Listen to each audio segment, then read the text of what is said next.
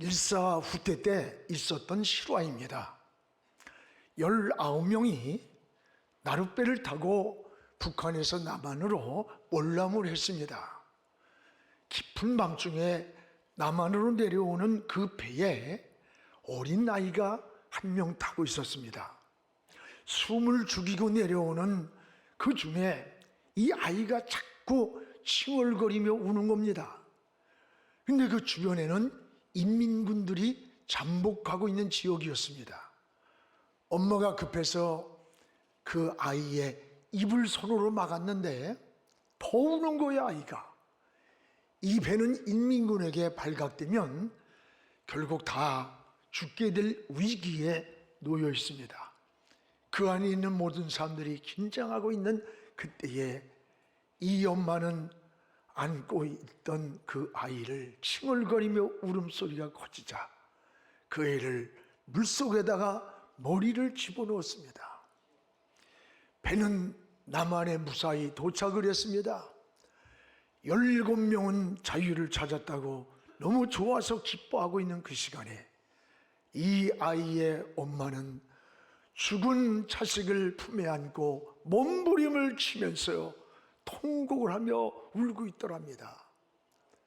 다른 사람들은 기뻐하고 있었지만 이 사람들을 살리기 위해서 자기의 자식을 물속에 집어넣어야 했던, 죽여야만 했던 이 엄마의 마음은 어떠했을까? 모든 사람을 살리기 위해 아이를 물에 넣은 엄마처럼 하나님은 우리를 구원하시려고 십자가에서 예수 그리스도 독생자 하나님의 아들을 내어놓으셨어요. 그리고 우리 주님이 십자가에 달리던 그 시간에 우리 하나님도 울으셨던 겁니다. 지금 우리는 사순절을 보내고 있습니다. 십자가 아래 무릎을 꿇고 십자가와 부활의 영광을 바라보면서 말씀과 기도로 우리 주님께로 더 가까이 나가는 그런 시간 되기를 주님의 이름으로 축복을 합니다. 오늘 말씀은 사도 바울이 3차 전도 여행을 마치고 이제 예루살렘으로 돌아가려고 준비하는 과정에 빌립 집사의 딸이 있었습니다. 그들은 예언자라고 했습니다. 예언은 하나님의 말씀을 전하는 것이며 또한 하나님의 영으로 말하는 것을 의미합니다. 바울의 그 내용은 허리띠를 가지고 와서 바울의 손바닥을 묶으면서 예루살렘으로 가면은 유대인들이 이렇게 묶어서 바울을 저 이방인의 손에 넘겨줄 것이라고 성령께서 말씀하셨다는 거예요. 이 사실을 들은 성도들이 울면서 예루살렘으로 가지 말라고 바울을 붙잡는 거예요. 그때 바울이 하는 고백이 오늘 말씀이에요. 여러분이 어찌 울어서 내 마음을 상하게 합니까? 나는 주 예수의 이름을 위해서 저 예루살렘에서 고난만이 아니라 죽을 것도 각오했습니다. 내가 달려가야 할 사명의 길이고 그곳에가 복음을 전해야 할 사명이 나에게 있기 때문입니다. 그러면서 예루살렘으로 돌아갔던 거예요. 바울은 오직 예수님께 붙잡힌 사람이에요.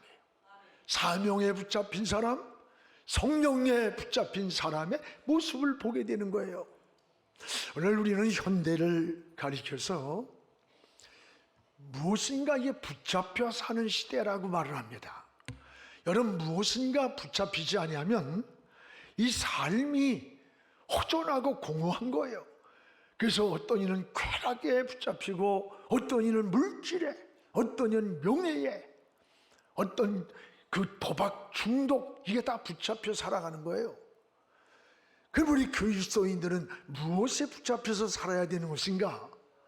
오늘 바울은 은혜 받은 이후에 오직 예수님께 붙잡혀 살았습니다. 그리고 예수께 붙잡힐 때 하늘에 소망이 있었고 평안이 있었습니다. 인생의 해답을 찾았고 방황하지 않고 인생의 방향을 분명히 가지고 인생을 살았어요. 인생이 후회스러운 것이 아니라 보람되었고, 그리고 마지막 인생이 끝나는 점에도 설레이면서 저 하늘을 바라보며 고백하는 것을 볼 수가 있습니다. 사랑하는 여러분, 여러분 지금 무엇에 붙잡혀 인생을 살아가고 있는 겁니까? 오늘 우리도 바울처럼 예수님께 붙잡힌 삶이 되기를 축복을 합니다. 무엇보다 바울은 환란이 예루살렘에 있음을 알면서도 그 길이 사명의 길이기에 사명의 길을 그대로 갔던 겁니다. 오늘 11절을 우리 같이 한번 읽겠습니다. 우리에게 와서 바울의 띠를 가져다가 자기의 수족을 잡아매고 말하기를 성령이 말씀하시되 예루살렘에서 유대인들이 이같이 이 띠 임자를 결박하여 이방인의 손에 넘겨 주리라 하거늘. 여기 성령이 말씀하시되, 지금 성령께서 그 예루살렘에서 환난과 핍박이 기다리고 있음을 알려줬던 거예요. 바울은 지금 몰라서 예루살렘으로 내려가려고 하는 게 아니에요. 알면서도 이 길이 사명의 길이기에 이것이 나를 기다리는 영혼이 저곳에 있기 때문에 지금 예루살렘으로 가겠다는 거예요. 그때 성도들이 예루살렘으로 가지 말라고 울면서 붙잡을 때 바울이 하는 말이, 왜 여러분 울어서 내 마음을 상하게 합니까? 이 상하게 한다는 말이 뜻이 뭐냐면 마음을 산산히 깨트려 놓는다, 마음을 부순다. 너희들이 어찌 울어서 내 마음을 약하게 하고 내 마음을 산산히 깨지게 만드느냐. 얼마나 그 아파하는 마음을 보게 돼요. 그러면서 바울이 성도들을 얼마나 사랑하고 있는가를 고백하는 말이에요. 마치 엄마가 어린아이를 떼어놓고 떠나야 하는 그런 심장인 거예요. 그럼에도 불구하고 나는 사명을 위해 예루살렘으로 가야 한다는 것, 거기에 고난이 있는 것을 몰라서도 아니고 내가 거기서 죽을 것까지도 나는 각오했다고 하면서 예루살렘으로 떠나는 거예요. 저는 이 말씀을 묵상하면서 내가 사명의 길을 선택할 때 집사람에게 사도행전 20장 24절을 첫 번째 요만한 조그만 포켓 성경을 선물로 주면서 그 구절을 써줬어요. 나는 내가 가야 할 길이 이것이다. 나의 달려갈 길과 주 예수께 받은 사명 곧 이 복음을 전하기 위해서 난 생명도 귀한 것으로 여기지 않는다. 이것을 함께 동반할 수 있느냐? 그러면 함께 가자. 제가 준 것은 그게 선물이에요. 바울은 오직 예수께 붙잡힌 사람이에요. 성사명에 붙잡혔고 성령에 붙잡혀 사는 모습을 볼 수가 있어요. 선교사들이 이런 심정으로 바울처럼 선교지에서 이 사역을 합니다. 지난주에 미얀마 선교지에서 우리가 신학생들에게 또 개척교회 목사님들, 성도들이 참석해서 그곳에 세미나 집회를 하면서 말씀을 전하고 함께 기도하면서 은혜를 나눴어요. 지금 미얀마는 군부가 무섭게 통치를 합니다.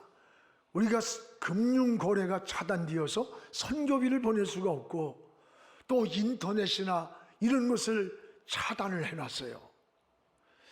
여러분들이 준비한 선교 헌금 또 선물을 그들에게 전해주었고, 또 우리 함께 동행한 장로님들 또 우리 해외 선교부장님, 이들이 헌신을 해가지고 좋은 신학생들에게 또 거기 왔던 개척교회 그 목사님들에게 고아들에게 전원 선교비를 지원해 줬어요.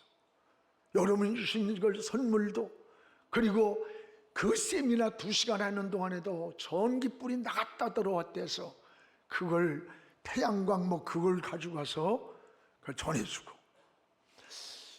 그리고 제가 갈 때마다 헌신들을 너무 해서 미안해가지고 다 자비량으로 가잖아요. 그래서 이번에 교회에서 준비를 해서 이렇게 하려고 했는데 본인들이 목사님 우리도 주의 이름을 남겨야 되지 않습니까? 선교지에 왔는데 그래가지고 그분들이 같이 간 분들이 그 신학생들 다 수십 명 그 금일봉을 다 해주고 개척교회를 막 한 사람당 100불씩 100불이면 한 달 그들이 월급이에요. 월급 다 해서 고아들에게도 참 너무나 기쁘고 오히려 가져간 선교비를 남겨왔어요. 하나님 앞에 남겨진 거룩한 희생과 헌신이 이런 게 아닌가 하는 생각을 하면서 앞으로 우리 선교센터가 이루어지면은 그곳에 헌신하신 여러분들의 이름을 동판에 새겨서 우리의 다음 세대에게 역사를 기억하고 우리의 선진들이 어떻게 걸어갔는가에 헌신을 보이면서 성경의 길갈의 기념비와 같이 이들에게 물려줘야 되겠다라고 하는 생각을 했습니다. 여러분 기도해서 이제 선교센터가 완성되고 지금 지려고 하는 것이 너무 군부와 건축 관계가 너무 오래 걸려가지고 이것은 다시 정리해서 건물을 사기로 해서 건물 빌딩을 기도해 주시기를 바랍니다. 여러분도 바울처럼 오늘 주님을 바라보십시오. 그리고 믿음의 길을 달려갈 때 하나님이 여러분의 길을 인도해 주는 거예요. 함께 한다는 걸 깨닫기를 축복합니다. 또한 바울은 따라합시다. 인정에 끌리지 않았다. 바울은 인정에 끌리지 않고 사명의 길을 걸어갔습니다. 오늘 13절을 우리 같이 한번 읽겠습니다. 바울이 대답하되 여러분이 어찌하여 울어 내 마음을 상하게 하느냐. 나는 주 예수의 이름을 위하여 결박당할 뿐 아니라 예루살렘에서 죽을 것도 각오하였노라. 두 가지가 나와요. 너희들이 울어서 어찌 내 마음을 상하게 하느냐. 또 하나는 나는 예루살렘으로 가서 거기에서 죽을 것도 각오하였노라 라고 하는 두 가지가 나와요. 오늘 그렇습니다. 오늘 바울이 대답하는 말씀같이 여러분 상하게 한다. 이 상하게 한다는 말은 방금 전에 말씀했듯이 마음을 막 산산이 깨트린다는 뜻이에요. 상하게 한다는 말은 우리 마음을 막 부서뜨린다는 거예요. 성도들이 예루살렘을 가지 말라고 울면서 붙잡을 때 바울의 고백이에요. 여러분 어찌 울어서 내 마음을 이렇게 아프게 산산이 깨트리고 내 마음을 부서뜨리듯 이렇게 합니까? 나는 고난이 있다 할지라도 저 예루살렘에서 나를 기다리고 있고 지금 내가 가야 할 길이기 때문에 죽을 것도 각오하고 가야 합니다. 그러면서 떠나는 거예요. 여러분 이것이 사명이라는 겁니다. 이것이 신앙인 거예요. 여러분 인정에 끌리지 않고 오로지 성령이 인도하는 길을 걸어가는 거예요. 이게 사명자의 모습입니다. 여기서 우리가 중요한 게 뭔지 압니까? 신앙에 주의해야 할 것을 꼭 기억해야 됩니다. 인정, 사정, 애정의 줄에 매이면 안 돼. 끊어야 돼. 이런 것을 신앙생활에서 이 세 가지가 자꾸 우리를 뒤를 돌아보게 만드는 거예요. 신앙이 전진하는데 발목을 잡는 요인이 되는 거예요. 인정에 끌려서 나 어쩔 수 없었다고 하는 변명, 그럴 수밖에 없었어. 하나님도 내 형편을 아실 거야 하면서 스스로 합리화시키면 신앙이 타협을 하게 됩니다. 그러나 신앙은 굉장히 이런 것은 위험한 신앙입니다. 마귀가 품을 타는 통로가 되는 거예요. 인정, 사정, 애정에 끌려 타협하는 시간부터 우리의 신앙은 무너지기 시작합니다. 세속화되기 시작하는 거예요.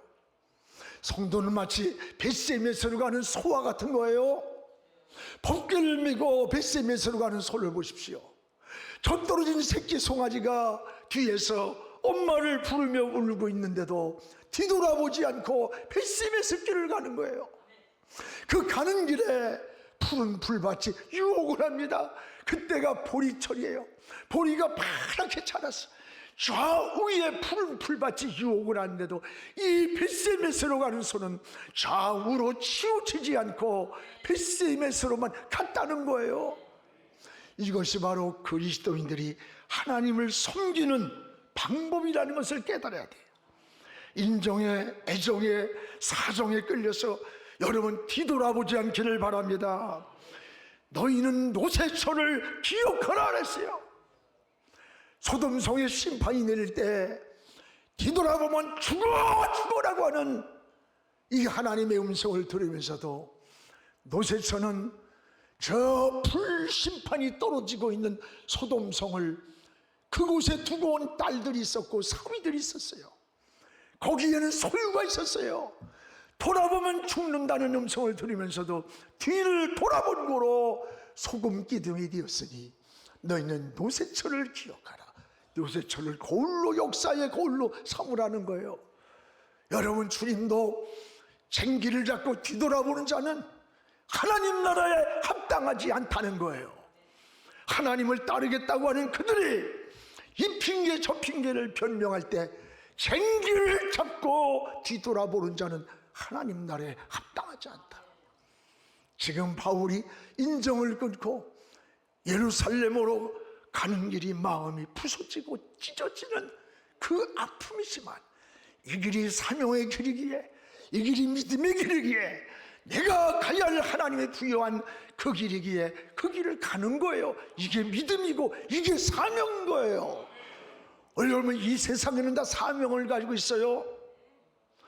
새는 짓는, 여러분, 우는 사명이 있고 개는 짖는 사명이 있고 꽃은 피는 사명이 있어요.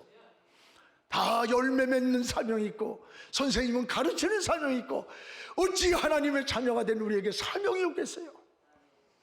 오늘 사명 따라 사는 게 신앙인 내 삶이에요. 우리는 경호원이라고 하면 무술이 몇 단이냐 항상 이렇게 먼저 묻게 돼요.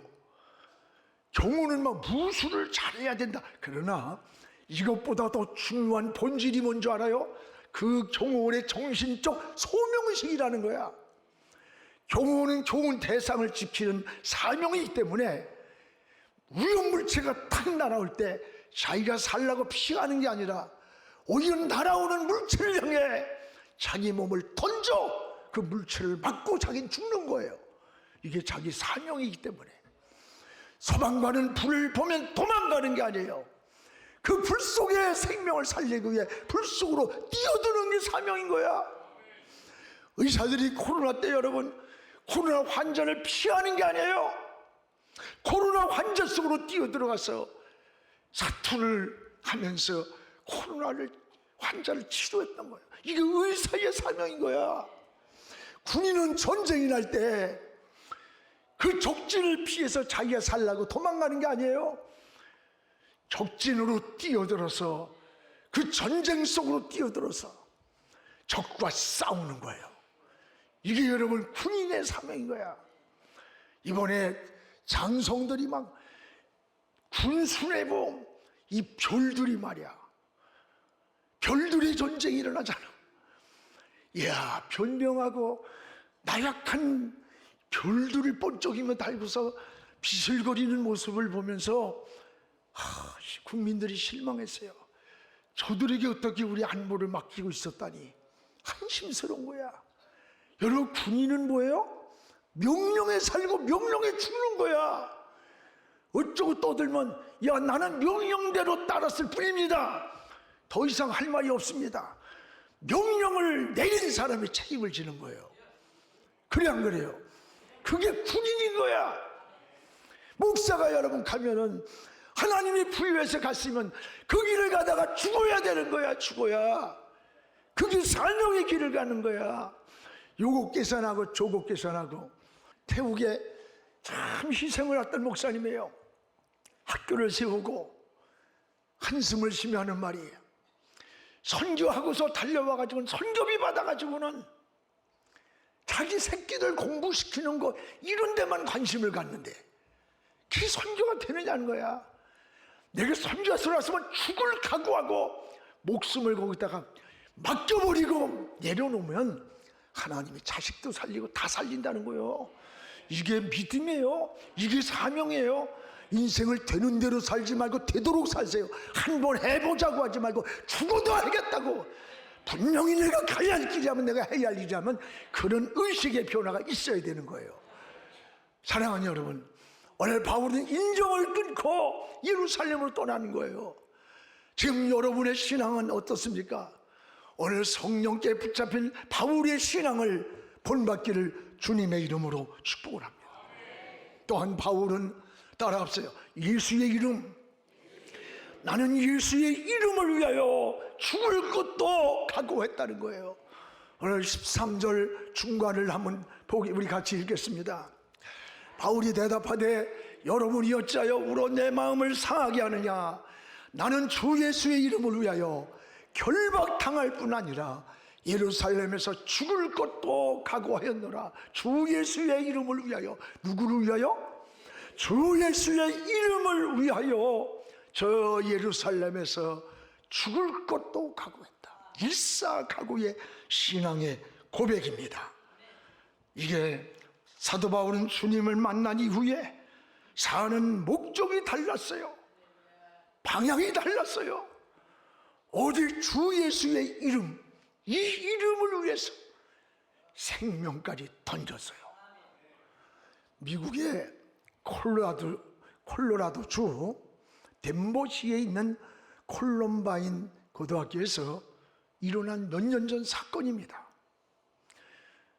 학생 25명이 용의자 2명이 쏜 총기 난사에 피투성이가 돼서 죽었던 사건이에요. 근데 이 비극 가운데 살아남은 여학생이 증언한 놀라운 이야기가 젊은이의 가슴을 깨웠고 생명에 불이 붙었어요. 거기에 17살 된 캐시 보넬이라는 학생이 있었습니다. 총을 들고 있던 이 범인이 이 학생에게 목에 총을 겨누면서 총구를 겨누면서 이렇게 물었습니다. 너는 하나님을 믿는가? 그때 하나님을 안 믿는다고 하면 살 수 있을지도 모르는 그런 상황이었습니다. 그런데 이 17살 먹은 캐시, 이 소녀 학생은 그 범인을 똑바로 쳐다보면서 나는 하나님을 믿는다. 그러자 범인 캐시의 가슴에다 총을 난사했습니다. 이 캐시의 이야기가 미국 전역으로 퍼져나갔어요. 미국의 크리스찬 10대들 사이에서 나는 하나님을 믿는다는 이 티셔츠를 입고 다니는 운동이 일어나기 시작했어요. 그리고 플로리다 주의 한 도시에서는 2,500명의 10대들이 모여가지고 감동적인 신앙 고백 집회를 하는데 놀라운 기적이 나타났다는 거예요. 마약 속에 찌들어가던 젊은이 10대들, 동성애로다가 인생이 함몰되었던 이들에게 생명운동이 일어나서 불이 붙기 시작했던 거예요. 다시 젊은이를 깨웠던 거예요. 신앙의 정체성을 찾았던 거예요. 여러분, 오늘 우리도 깊이 생각할 문제입니다. 이런 위기의 상황에 놓일 때에 하나님을 믿는다고 고백할 수 있는가? 이 시대의 순교자인 이 캐시는 오늘을 살고 있는 우리가 어떤 선택을 해야 하는지 삶과 죽음을 통해서 말해준 거예요. 하나님을 선택하라고 말하고 있는 거예요. 삶과 죽음에 놓인 그 자리에서 하나님을 선택하라는 거. 지금 나의 출세, 경제적인 이익, 여러 가지 자기의 안위를 위해서 여러분, 나는 하나님을 믿는다라고 세상을 향해 담대히 외칠 수 있는 그리스도인으로 살 수 있는 게 몇 명이나 될까? 얼마나 될까? 초대교회를 보십시오. 초대교회 성도들은 예수 믿는다는 것 하나 때문에 집을 뺏겼습니다. 재산을 빼앗겼어요. 우리가 성지순례를 가보세요. 직장을 떠나야 하는데도 신앙이 변질되지 않고 믿음을 지켰어요. 주님은 이 믿음을 보시고 칭찬하는 걸 계시록에서 보잖아요. 오늘 내가 나의 인내의 말씀을 지켰은즉 내가 또한 너를 지켜 시험의 때를 면하게 하리니 이는 장차 세상에 임할 땅에 거하는 자들을 시험할 그때라. 예수님만이 천국 가는 길이기 때문입니다. 예수만이 인생의 참 평안이기 때문입니다. 예수님 믿을 때 거기에 해답이 있기 때문입니다. 예수님 안에 우리의 영원한 안식이 있기 때문입니다. 그래서 바울은 예수 그리스도의 이름, 이 이름을 전하기 위해 생명도 죽을 것도 각오하였노라고 사명을 고백했던 겁니다. 사랑하는 성도 여러분, 바울은 오직 예수께, 성령께 붙잡힌 자입니다. 사순절에 우리가 성령의 역사를 더욱 사모하기 바랍니다. 성령은 우리를 감동케 하고 우리를 깨닫게 하시고 우리 길을 인도해 주는 안내자와 같아요. 이 불확실한 시대에 여러분 무엇에 붙잡혀서 갈팡질팡합니까? 우리는 성경적 세계관이 분명해야 돼. 성경이 기준되어서 방향을 잡으세요. 길을 찾으세요. 캄캄한 밤 부둣가에 등대가 항구를 알려주시지. 성령께 붙잡혀 세상을 이기고 환경을 이기고 죄를 이기고 여러분 신앙을 비상하는 이 사순절이 되기를 주의 이름으로 축복합니다. 기도하겠습니다. 거룩하신 우리 아버지 하나님 감사합니다.